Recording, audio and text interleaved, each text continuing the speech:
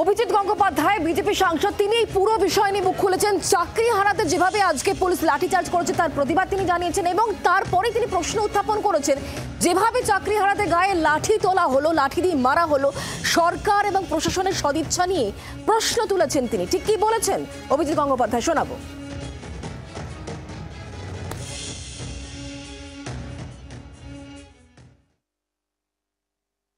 মার খেলেন, যারা বিক্ষোভ করছেন, রাস্তায় বসে রয়েছেন, অনেক মহিলা সন্তান নিয়ে বসে রয়েছেন, তাদের উদ্দেশ্যে কিছু বলতে চান আজকের দিনে?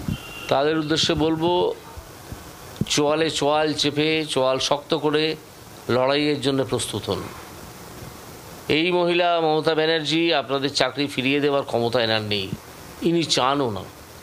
ইনি চান যাদেরকে চাকরি বিক্রি করা হয়েছিল তাদেরকে আগে বাঁচাতে, তা না হলে তারা ওনার যাদের টাকা নিয়ে চাকরি দিয়েছেন তাদেরকে একেবারে গাছে বেঁধে মারবেন, তাদের এলাকায় বা ল্যাম্পপোস্টে বেঁধে মারবেন।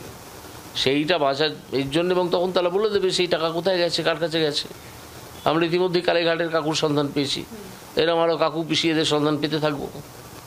সেই ভয়তে তিনি যারা অযোগ্য তাদেরকে বলেছেন, হ্যাঁ তোমাদের ব্যাপারটা আমি পরে দেখছি। বাংলার আওয়াজ, বাঙালির আবেগ, জি 24 ঘন্টা।